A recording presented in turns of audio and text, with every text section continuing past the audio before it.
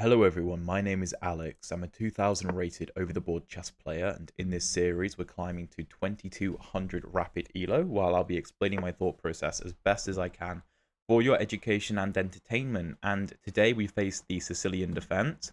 We play a3, the Mengarini Sicilian, which is a very strange way to play against the Sicilian, but very effective. And after the move knight c6, we can immediately go for a gambit, which my opponent seems to be expecting.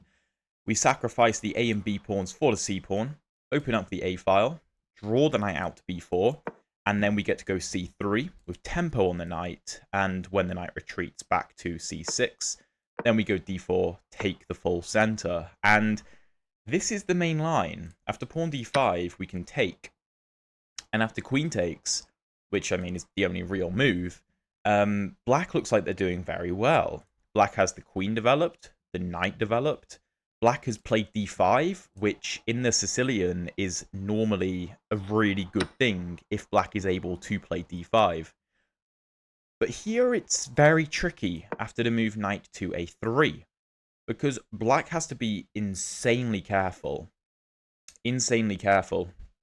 Now, normally, of course, if the queen lands on d5, the knight wants to come to c3 to move with tempo on the queen, but we don't have that option because our pawn is on c3.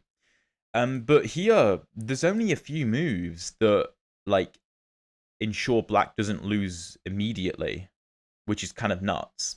The best move in this position for Black is a move you'll never consider if you haven't seen this position before.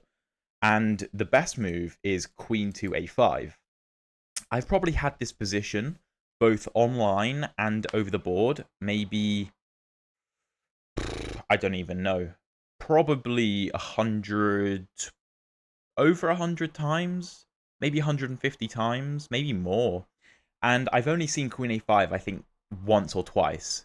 It's just not a move that looks very natural, like aligning the queen with the rook like this. Although it, like I said, is the best move, it still isn't like Black is completely winning there. The game is still very difficult for Black after queen a5. More common are moves like bishop f5, pawn a6, knight f6, pawn e6, pawn e5. Some of those are completely losing. For example, knight to f6 is pretty much lost immediately, which is insane. And the issue for Black is that stopping knight b5 and knight c7 is really difficult, and e5 is lost, effectively. It is basically lost, which is, again, insane. We go knight b5, we threaten knight c7 check with the greatest fork of all time, and e5 makes sense because he's trying to open up his dark squared bishop. The problem is, though, that here, Black has a few options, and I'll run you through them after the game. Bishop d6 is relatively common. I think we've had that in the speedrun before. Sorry, the rating climb before. And we have some very nice moves after bishop d6, of course, guarding c7. There is also moves like queen e4 check, which are playable. But my opponent retreats the queen to d8. And the problem with e5 is that we get to go d5. That's the issue. With tempo on the knight, bypassing this pawn and just shoving this pawn into the Black territory. And after knight to e7, we go pawn d6 with tempo, and we're playing knight c7, and there's just nothing Black can do about it. Yeah. I mean, it's kind of insane. Like, my opponent is rated over 2000. He's probably higher rated than 99% of you watching, which is not meant as an insult. It's meant to be like, you know, this Mengarini Sicilian is very, very powerful, and my opponent resigns very quickly. We will play a second game. Do not go anywhere. We'll do a very brief analysis of this game, and then we'll jump into a second one, because I'm not making a 4-minute video. That's not how things work on the Chess Centurion channel. So, yeah, 96.8% accuracy. I mean, it was a very quick win, obviously. So the whole idea here after knight to a3, like I said, queen a5 is the best move. Nobody plays queen a5, though, and things can get very weird after knight f3. If Black takes, Black is completely lost because the queen is trapped, which is nuts. But after something like e6, I think bishop e2 is decent. Bishop e5 is also decent. Bishop d7, castles, and white has very good play here. d5 is a good pawn break at some point. Knight c4 at some point, potentially. It's very interesting position. But my opponent goes e5. e5 is a mistake because of knight b5, which is the only move. As I said, bishop d6 is a move you'll often see, defending c7. And here our best response is bishop c4, which we have had previously in this playlist. If my opponent takes the bishop, of course, he gets his queen forked, so he can't do that. So the main line is like queen e4 check, knight e2, bishop b8, retreating the bishop. And here, white has way too much pressure after a move like queen b3. I think you can even castle, and you're still much, much better. d5 is potentially on the way in some lines. We need to make sure we don't hang the bishop. But although we're down a pawn, we have way too much play. Way too much play. My opponent goes queen d8, we go d5. Knight e7 is a mistake. I mean, it's lost anyway. The best move is knight f6, just giving up the knight, which obviously we will happily do. But yeah, I mean, this knight has nowhere good to go. I think I've seen knight b8 before, and we just go d6 anyway, and you still can't stop knight c7 check. And there are many mating lines here as well, which I think I've had over the board before in a rapid game. So, yeah, d6, my opponent resigns. Let's jump into another game. Okay, second game, pawn e4 again. e4 best by test. And we'll see what we face. I think at this level, the Sicilian is probably the most common opening that you're going to face against e4. But okay, my opponent goes e5. So we'll play knight c3, the Vienna game. And hopefully we get the Vienna Gambit if my opponent goes knight to f6. I have many videos on the Vienna on my channel, including a full guide if you want to check that out. And yeah, knight f6, f4, Vienna Gambit, let's go. By the way, if you're enjoying the video so far, please drop a like and subscribe if you haven't already. I'd really appreciate it. d6 is a way to play.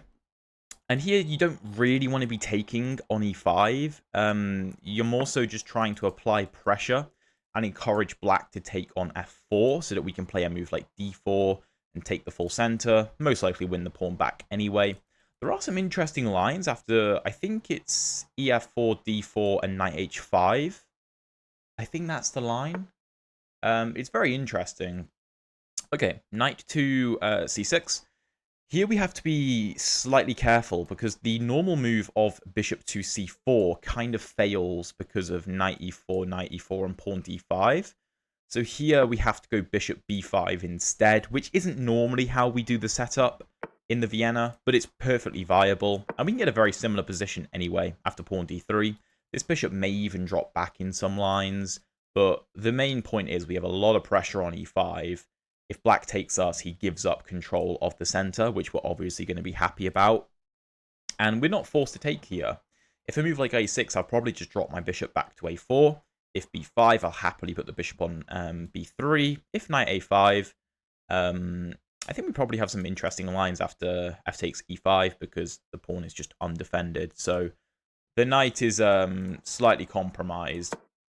If we were to have taken on c6 in this position after bishop takes and f takes e5, the issue is at the end of the line, the e4 pawn probably hangs. Here we also need to consider what happens if we play take, and just try and win the pawn. I'm not convinced. Although we're not losing the e4 pawn, we are going to be hit with something like queen d4 maybe? I mean, arguably we can take the bishop and it should be fine. But I'm not sure I want to go into that because it feels like it just opens everything up for black. Like bishop c5 looks very, very uncomfortable to face. So I think I prefer bishop a4. I'll run through it with you after the game, the line that I'm calculating, where we win a pawn, but give all the momentum to black, and the computer may find a way to defend it. But I'm not convinced, personally. It's not really in the spirit of the Vienna to grab a pawn and try and hang on for your life, either. So I'd much rather maintain the pressure, because I think that we have a clear positional advantage here. And I'd like to maintain that if possible. I want to castle kingside. and get my rook on the f-file, which will most likely open up at some point. We also have good control over the d5 square. If this bishop comes to e6, for example, to try and control d5, we have the added option of pawn f5 in some lines. Not yet, because if bishop e6, I can just play take, take, take. And it's a different situation, I think, to taking the knight and then going on e5, because I still have my light square bishop, which is a very important piece. Yeah, it's a very nice position. I'm very happy with this position. We want a castle. One of the big questions is, what do I do with my dark square bishop, because it doesn't have a natural g5 to go to because the f pawn is in the way. It may well be able to go to g5 if we either take or we get taken and it ends up on f4, or if we take and the bishop goes to g5. The bishop can go to e3, but it's often a target to moves like knight g4, so it's not the best move a lot of the time. Personally, I often leave the bishop on c1, because in many of these lines, we get some kind of kingside attack. So the bishop being on c1 isn't a big deal, because it can get into the attack via something like g5 or h6 very, very quickly, because bishops are long-range pieces. The only downside to leaving the bishop on c1 is it means this rook can't get involved in the game as easily. But that's an issue to deal with later. For the time being, we want to get castled. Probably put our king on h1 to get it off of a potentially vulnerable diagonal, which is obviously the downside of moving the f-pawn. We may even want to start some kind of pawn storm on the king side in some lines. Okay, my opponent goes knight d4. That is very interesting. So I don't think taking makes sense to start with, because my opponent can take on f3 with check, something like queen takes, pawn takes,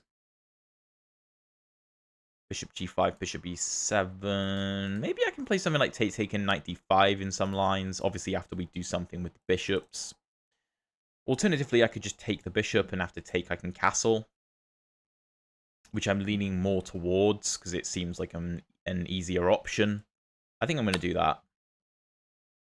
This knight isn't particularly concerning, I don't think. We could take it, and after take, play something like knight e2, pawn c5, defending the pawn, castle. If d5, we have e5. That's also quite interesting. Yeah, I'd say that's probably the way I want to go. I like that. I do like that, because, like I said, I'm not really concerned about pawn d5, because we always have pawn e5 in response, keeping the center shut, which is good for our attacking possibilities in the future, which I think we definitely do have.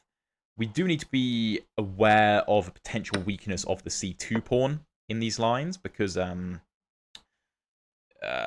most of the time this pawn advances to c3, but because this pawn is on d4, it doesn't really make sense in a lot of cases. So let's get castled. This dark square bishop isn't very impressive because it's blocked by its own pawns from developing nicely. Again, if d5, we'll push e5. Maybe e3 is a slight concern, but I think we can just go rook f3 so that e3 is well monitored. So that's not really a big deal. And yeah, we can look for e5 or f5. Whoa, f5 looks really strong now. Or knight g3 followed by f5. I'm really confused by g6. It's got to be f5. If d5, I can still push e5. Yeah, g6 looks completely wrong because it just creates a hook in the black position. Bishop g5, I see no downside. The idea is that we're threatening to take on g6 and then take the knight, because we will be attacking it twice and it's only defended once. Black can castle here, so that if we take, he can take back with the f-pawn, so the rook is contributing more defense to the knight, so the knight is okay, which is what he does.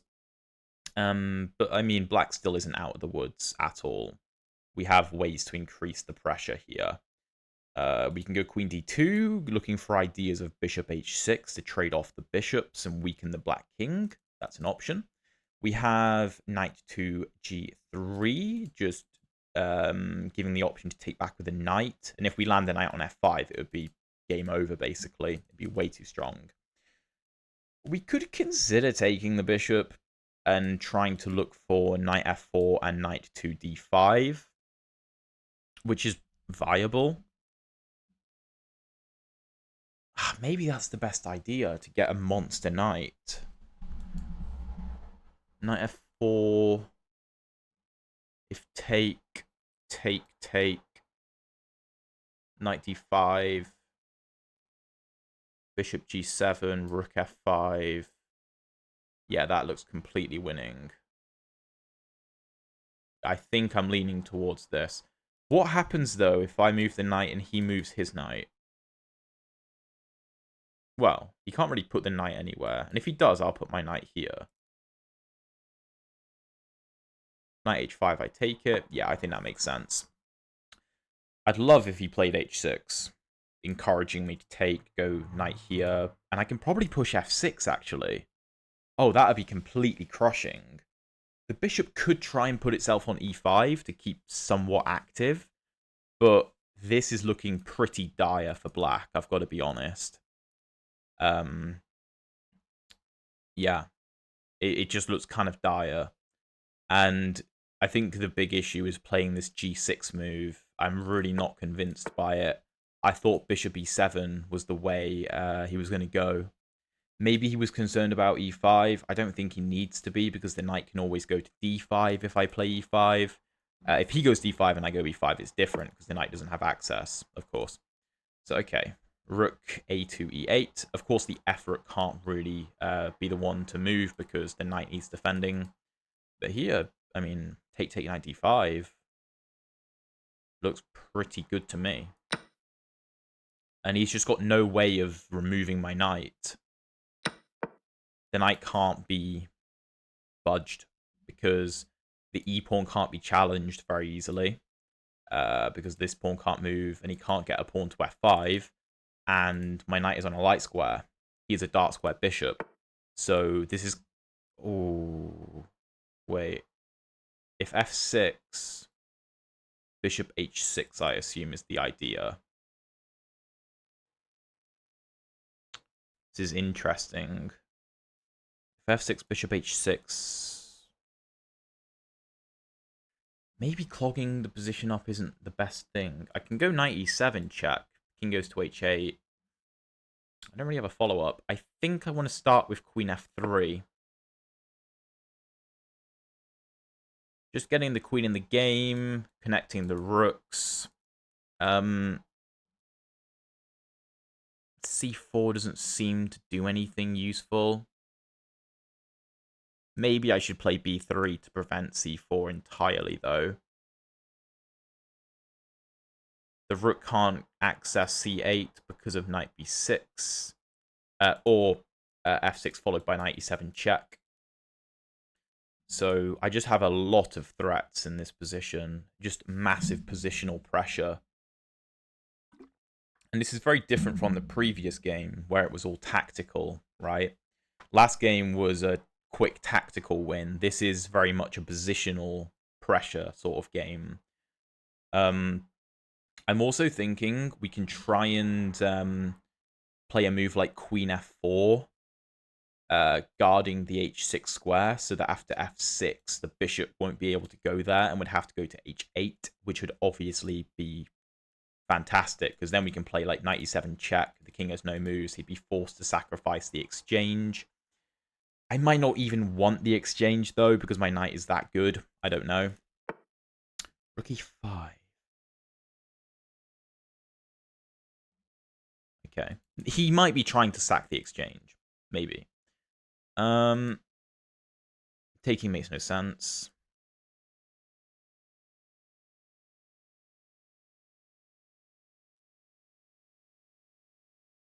Does queen f4 make sense now? Maybe.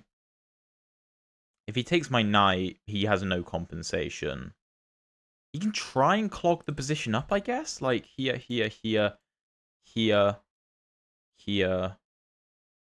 I'm going to open up this file, so it's not going to be enough.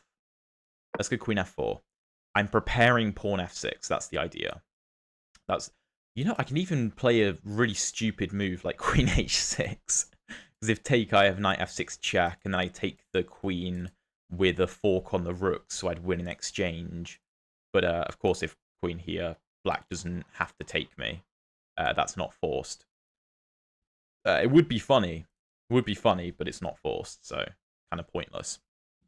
I can also consider lifting my rook to f3 and over to h3, or playing rook f3 followed by rook a to f1. That's another option. Just turning the dial. If black plays a move like rook f2 e8, I mean f6, bishop h8, I have the option knight e7 check again, which black could go king f8, I suppose. So maybe I wouldn't actually give the check, but it looks miserable for sure. Oh, wait, no. If king f8, I have a queen h6 check, and he'd have to sack the bishop, which would obviously be game over, because I just played queen g7 mate. So, yeah, okay. f6 is actually quite strong.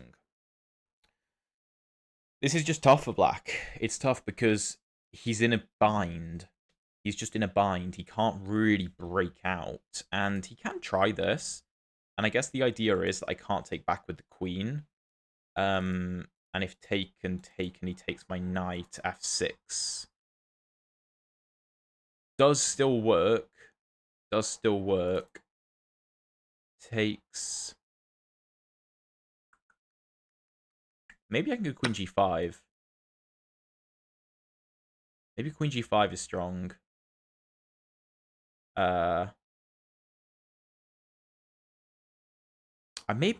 Perhaps I've let him off the hook a bit there. Perhaps I've let him off the hook. I don't know.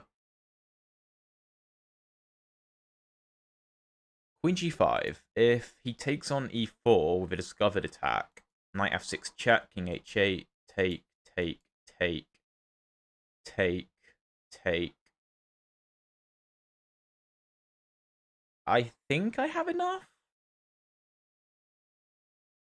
I think I have enough there, because f7 hangs.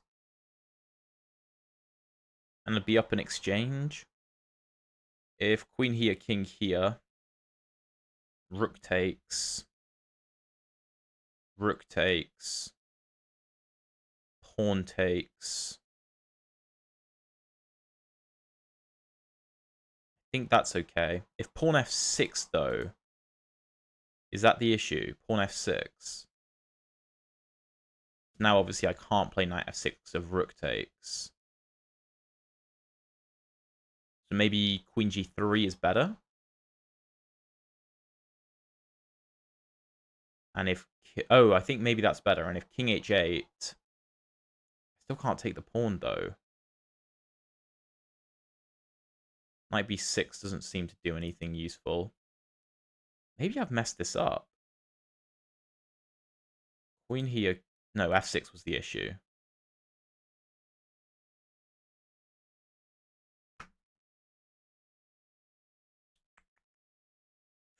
Okay, but also let's consider we don't necessarily have to do either of those things. We could just lift the rook. If like rook f3, take, rook g3, rook h3. And d4 is defended. Black isn't out of the woods.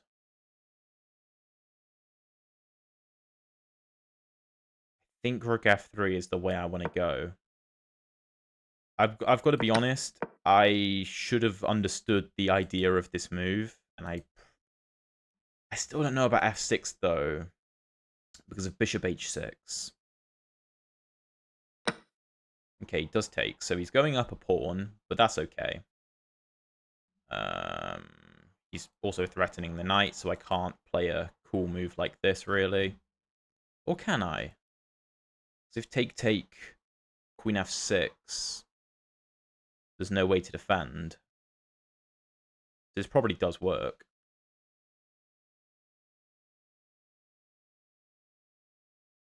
Here, here, here.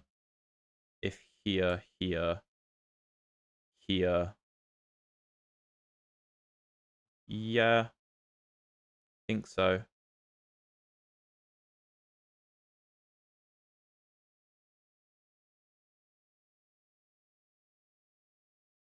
I'm also threatening knight f6 check, picking up the queen. I'm preparing to bring my other rook into the game. Yeah, I think if Teikai just wins, there's no defense because there's no pawn f6 guarding the bishop. Maybe I'm allowing pawn f5 though.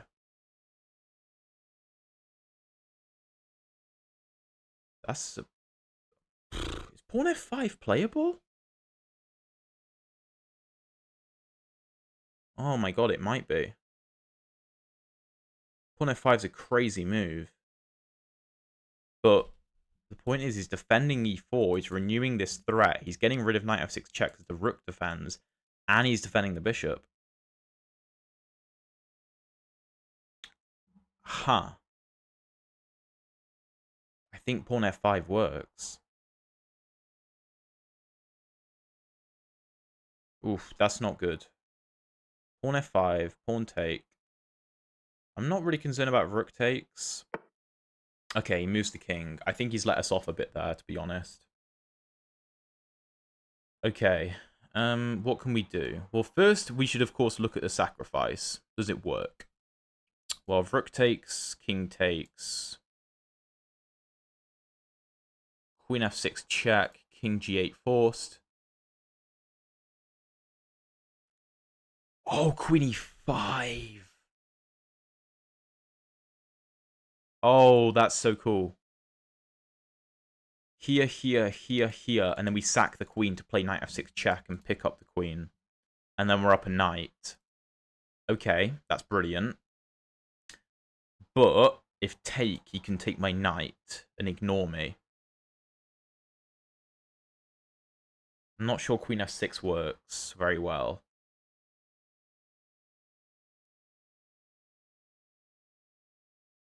Let's think.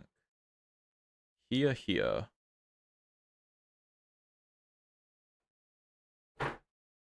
Does that work?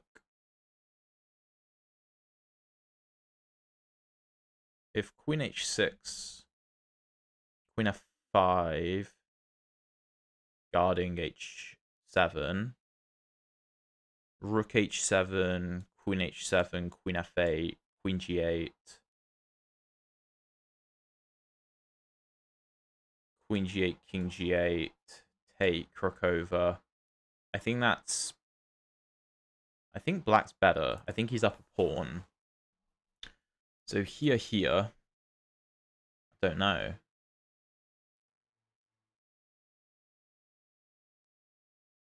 I could go knight f6 immediately. Because it can't be taken because queen takes his mate. So knight f6, the queen has to move. Probably queen f5. And I think my attack's over. So rook g7, the king can't take, but he can take here. I could take on e4, threatening mate. But I'm not overly convinced. I could take on e4, just defending my knight and preparing rook takes g7. If queen e6, which looks like a good defensive move, or even f5, I think that's not good for us.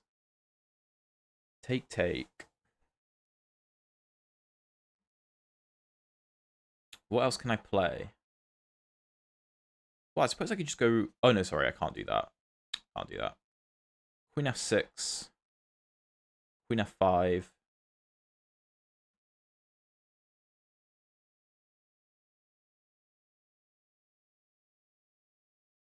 I suppose queen h6 does make more sense. So here, here, queen h6, queen f5 only move to defend. Do I have anything else?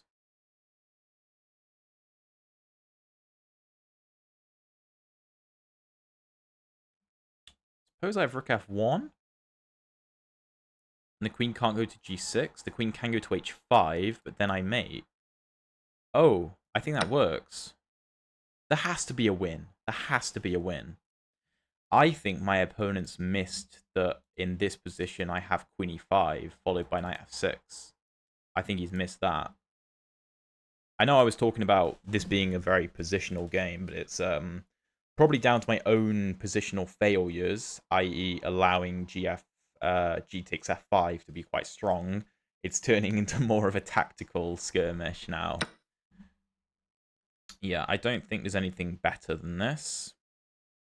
Queen f6 check. And yeah, I assume I take. I don't really see anything else. So queen takes e5. Pretty sick move. The game isn't over, but it is basically is. Basically is. Because if he takes and I win the queen, he's also probably going to lose one of these pawns. And I mean, he can have a protected passed pawn on e3, but my king's just going to block. And then my rook gets involved, and that's it. My other pawns are quite well defended. So I don't think it's good enough. Yeah, this is definitely the move he missed. And the problem is that his queen can't move with tempo. That's the issue. If he goes here, I give this check no matter what. And yeah, the queen can move, but it's I don't think it's good enough. In fact, I could give a check. I could give a check. If king g7, I probably mate in some form. Knight f6, king h8. Take, take. Take. Oh, that's definitely the way to go. Yeah, because e4 is the important pawn. That's the problem. So yeah, my queen is hanging in two different ways, but it doesn't matter. And take. He, of course, has to take back, and then we take on e4, and that's good enough. That's good enough, because obviously we're up a knight, but we've also gotten rid of the danger.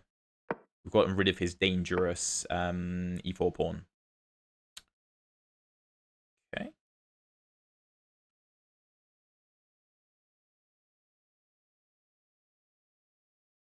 Just trying to find the best way to win this. I mean, the game isn't over, but it's getting there. Maybe I just lift the rook. I don't think it's a massive rush. I mean, if d5, I can always take followed by this. I know I can go knight g5, but I don't really think it's good enough after rook to e8. Okay, defends, makes sense.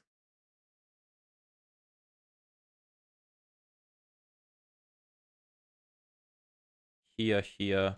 I don't like this check because of king here, and both my pieces are hit, and it's just a bit chaotic.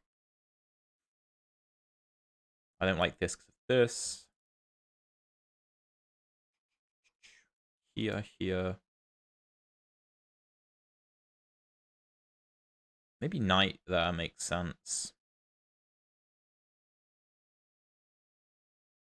Pawn d5 and knight e5. Oh, yeah, that looks pretty nice. Let's do that.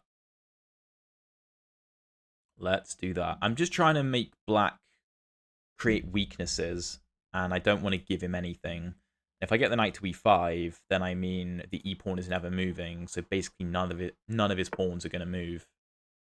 So yeah, knight f7, hitting d6, and the rook can't go to d8 because it hangs. That's the point. So the pawn has to move up, and I mean I can put the knight on d6, but it doesn't really do anything. I think the knight belongs on e5. Now rook f7 has more of a threat as well, because the king can't go to f6 to hit both my pieces. Okay, rook e7, stopping that idea, but the point is that I want to freeze the black position. That's what I'm trying to do. And now I can start instigating. Now I can start instigating. If c4, I mean, I can win a pawn. I could also just ignore it, because if he takes, it doesn't do anything. Okay. Yeah, if c4, I'm just going to ignore it. So let's push.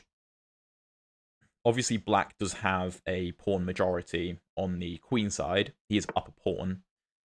Does that not just blunder a pawn? Here, here, here, here. I suppose not.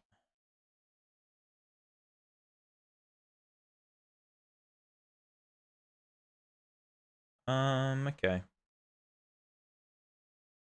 I'm just going to keep pushing.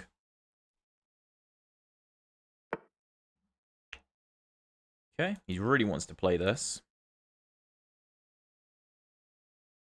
Let's keep pushing. I want to go h6 check to force the black king to the back rank.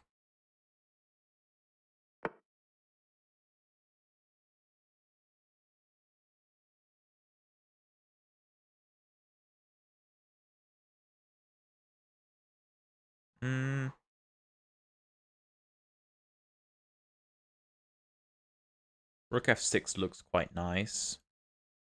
If take, I can take, because I'm threatening mate on e8.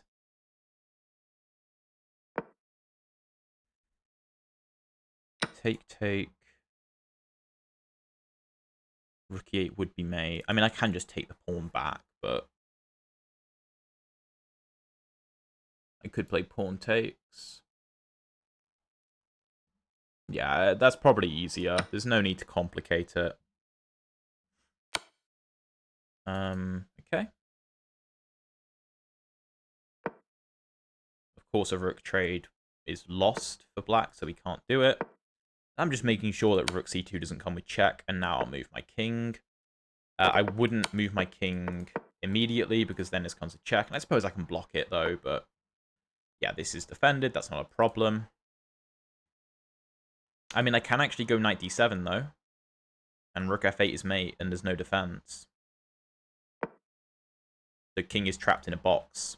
That's part of the reason I push the pawns on the king side, is to force the black king to the back rank and just make things very awkward, because the black rook always has to play defense then. And yeah, there's no way out of this. I can take the rook. There's no stalemate. Or I can just checkmate in one. So, very interesting game. And is that 2200? No, we are 1 elo off. 1 point off. I think I let the game slip. I've got to be honest. I think I let that slip at some point. So let's jump into the analysis and see what the computer has to say. Yeah, so 84.7% accuracy for us, 77.2 for my opponent. We did get 2 brilliant moves, but we did give the game away at one point. But okay. Vienna Gambit, pawn d6. Not the best move, but it's fine. It just keeps the tension in the center. And here, after knight c6, we can't really go for bishop c4 as we would like to, because of knight e4, knight e4, and pawn d5, forking the pieces, like bishop e5, d4, knight e5, bishop d7, and it's not that good. This e4 pawn is actually quite annoying, and it can be supported with moves like f5. So, I mean, you can argue something like this is alright. We hurt the pawn structure for black a bit, but the computer is never convinced after, like, queen h3. So, bishop d7, d3. And the reason I didn't want to go for take, take, take is because of ideas like knight e4, and I thought this was very bad. But after a6, the engine actually thinks we should be taking. Now, I rejected the idea because after this, I was concerned about moves like queen d4, and I saw this, and I thought, I don't know, like bishop c5, it looks very scary. The engine finds knight e2, which I missed, and queen g3, bishop f4, I suppose. Not immediately because of b2, but even c3 looks interesting. So yeah, maybe I should have gone for that. I went bishop a4, knight d4, we take on d7, and this is the best line with knight e2. Yeah, very good. We are almost, like, +1 after castles. And g6 is not the best move. I was expecting bishop e7, which is the best idea.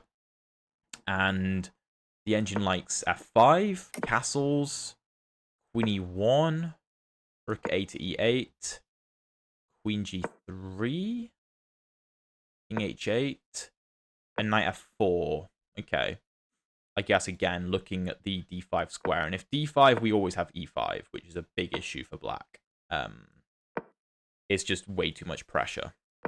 So pawn g6, pawn f5 is the best move. If take, then I mean black's position falls apart. Because after like bishop g7, knight g3 the engine likes. If black castles, then he's just going to get overrun very quickly.